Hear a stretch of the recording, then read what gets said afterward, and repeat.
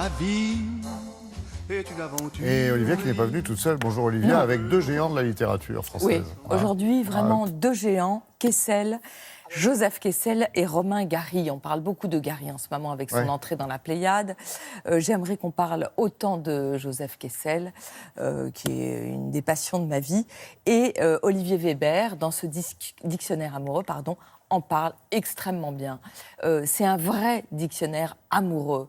Il y a une très jolie préface dans laquelle Olivier Weber, qui est un romancier, qui est un grand reporter, qui est prix Albert Londres, raconte ses souvenirs de Kessel, et c'est vraiment un petit garçon dans un pensionnat orphelinat qui passe ses nuits à lire avec sa lampe de poche Conrad, Kessel et London. Et puis il va grandir et il va découvrir que ce qu'il appelait, très belle définition de la littérature, un filon de rêverie.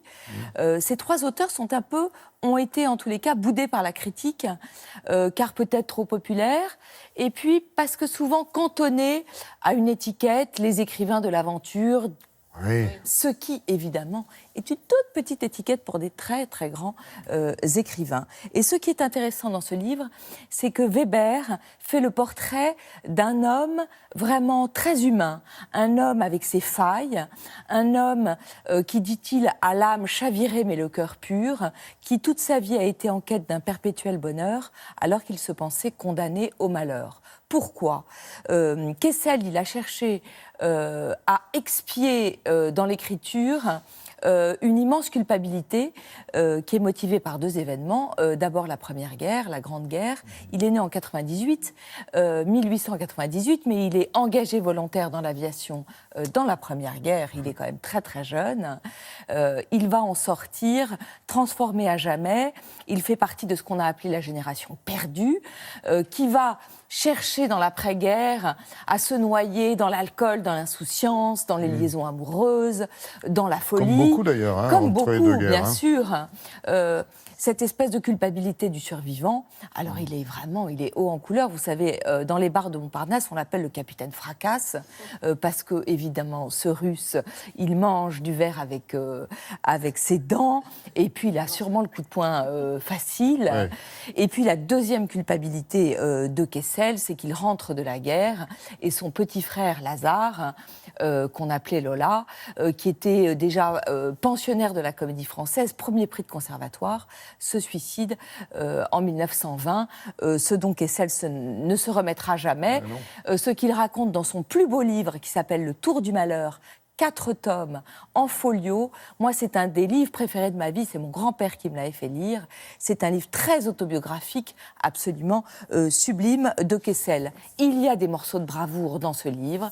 L'élection à l'Académie française, mue par François Mauriac, dans laquelle Pagnol va arriver avec un manteau en léopard pour accueillir son copain, pour rendre hommage au lion. Ouais. Il y a un défi que lui lance, je ne connaissais pas l'histoire, Humphrey Bogart à Hollywood.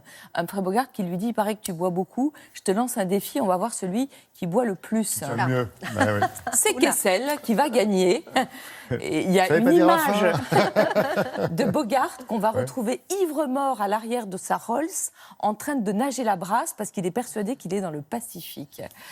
Merci, vous en parlez très bien. C'est bien parce qu'Olivier Weber doit être attendu, j'allais dire, au coin du bois, forcément, dès qu'on parle de Kessel. Oulala, Bien sûr. les Il y a une oreilles se phrase de tendent. Kessel géniale, Ouais. il dit « Il me manque 5 cm pour être un très grand écrivain. » Les 5 cm, 5 centimètres, oui. les voilà. Ils sont là. Ça y est. On pourrait en parler encore pendant des heures. Mais tiens, justement, Romain Gary, c'est quand même, je vais dire, c'est pas deux gouttes d'eau, mais c'est un autre Si, Kessel. si, vous avez absolument Kessel raison. est un autre Gary. C'est vraiment deux Des cousins de la héros littérature. ordinaires Oui. et si grands Avec écrivains. les mêmes excès, la même mère, le même parcours, l'engagement. le même engagement.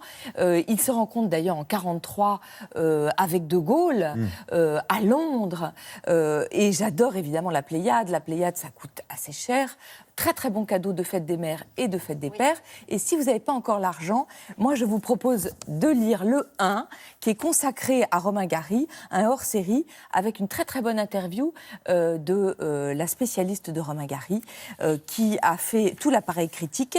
Elle s'appelle Mireille Sacotte et elle explique très bien pourquoi Gary était tombé dans un purgatoire, sans doute trop populaire, sans doute trop gaulliste pour des intellectuels de gauche.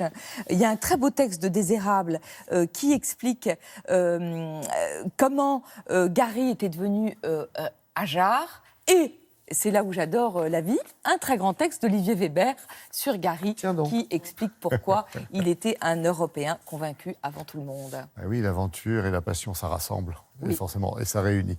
Merci Olivia, merci.